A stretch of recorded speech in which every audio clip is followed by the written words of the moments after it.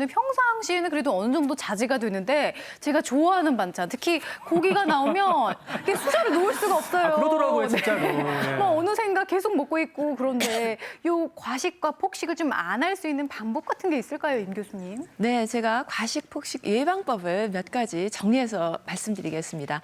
첫 번째는요, 거꾸로 식사법입니다. 네. 즉, 칼로리가 적은 채소를 먼저 드시고요, 단백질 반찬 드시고, 제일 마지막에 이렇게 밥을 드시는 겁니다. 그러면은 혈당도 천천히 올라가고요, 과식을 방지할 수 있습니다. 두 번째로는 식판을 사용하시는 건데요. 식판이 없으면 가정에서 큰 접시를 좀 사용하시기 바랍니다. 왜냐하면 우리 밥상의 경우에는 밥하고 국은 내 건데요. 반찬은 우리 겁니다. 그러다 보니까 밥을 조금 줄여 먹다 보면은 본인도 모르는 사이에 반찬 과식을 하거든요. 그렇죠. 네. 그래서 반찬을 다 덜어서 내가 먹을 반찬의 양을 눈으로 확인하신 다음에 드시는 것이 과식을 방지할 수가 있습니다. 세 번째로는 식사의 꼬리를 자르는 거예요. 식사를 하시면요, 얼른 벌떡 일어나서 이를 닦으십시오. 그리고 식탁 근처에 가지 말으셔야 되는데요. 특히 주부님들의 경우에는 첫째에 왔을 때 밥상 차릴 때 옆에서 거두들고 먹죠. 둘째 오면 또 먹죠. 남편 오시면 또 먹죠. 뭐 해서 저녁 시간 내내 한 두세 시간 정도 식탁에 앉아있는 시간에 비례해서 섭취량 늘어납니다. 이걸 좀 꼬리 자르는 거 잘 생각하셔야 되고요. 네. 네 번째로는 잠을 푹 주무시는 거예요. 수면이 부족하게 되면은 우리 몸의 경우에는 비상사태를 선포합니다. 그러다 보니까 그 다음날 이 식욕을 증가시키는 그렐린이라는 호르몬이 증가하고요. 렙틴이라는 식욕을 억제하는 호르몬은 나오질 않아요. 그러니까 하루 종일 배가 고프고요. 특히 밤에 잠을 푹 자서 멜라토닌이라는 호르몬이 잘 분비가 되면은 낮에는 멜라토닌의 사촌인 세로토닌이라는 호르몬이 또 잘 나오거든요. 네. 이 세로토닌은 행복감만 주는 것이 아니라 포만감이라든지 이런 안정감을 주기 때문에 잠을 적어도 6시간 이상 푹 주무십시오.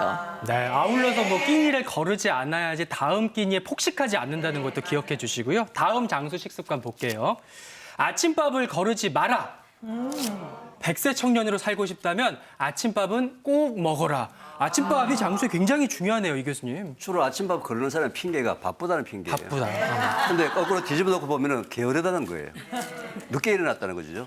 아침밥이라는 것은 아침에 우리가 일어나게 되면은 몸의 모든 기능들이 정상적으로 작동되기 시작하거든요. 하루 종일 활동하면서. 그래서 적정한 영양분을 공급해줘야 되고 특히 아침밥을 먹지 않게 되면은 점심 때나 저녁 때 과식이나 폭식이 이어지기 때문에 아침밥은 아무리 작더라도 꼭 드시기 바랍니다. 네. 이외에도 과학적으로 밝혀진 아침밥의 효능이 무궁무진하다는데요. 그 효능에 대해서 전유실 씨가 또 밤새서 준비를 해오셨다고요. 밤새 준비하느라고 아침밥을 먹어 왔습니다. 안 되는데. 자, 아침밥 드셨나요? 아침밥을 먹으면 장수하는 이유 차트로 보여드리도록 하겠습니다. 첫 번째, 요겁니다. 치매 인지기능 장애 위험을 낮춥니다. 한마디로 아침밥을 먹으면 똑똑해진다는 얘기네요. 네, 아침밥을 먹으면요, 어린아이나 성인이나 노인층 모든 연령에서 사람을 똑똑하게 만듭니다. 그 이유가 우리 머리는요, 포도당만을 에너지로 사용을 하는데요. 전날 먹고 밤 자다가 먹지는 않잖아요, 대부분의 분들이. 그럼 이 포도당이 뚝 떨어져 있습니다. 연료가 없으니까 머리가 잘 안 돌아가요. 근데 아침을 먹으면 그 아침에 들어있는 영양소들이 몸에 들어가서 포도당을 만들고 이 포도당을 우리 뇌가 사용해서 머리를 빨랑빨랑 돌리거든요.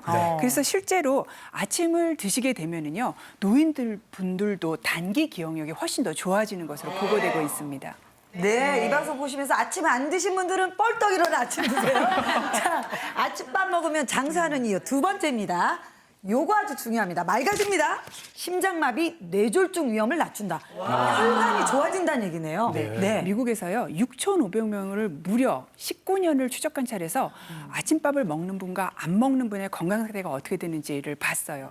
그랬더니 19년 뒤에 아침밥을 안 드시는 분들은요, 드시는 분보다 뇌졸중이나 심장병과 같은 심혈관계 질환이 거의 2배나 더 발생하는 걸 알 수 있었습니다. 그 이유는요, 아침밥을 안 드시고 좋은 밥을 안 드시고 안 좋은 간식을 드시는 거예요. 그리고 좀 전에 말씀드린 것처럼 우리 몸에서 혈당이나 혈압을 이렇게 비슷하게 항상 유지하는 게 좋은데 아침밥을 안 드시게 되면 혈당이 너무 떨어지고 올라가는 그 기간들이 많기 때문에 역시 심혈관계 질환의 위험도를 높인다고 할 수 있습니다. 알겠습니다.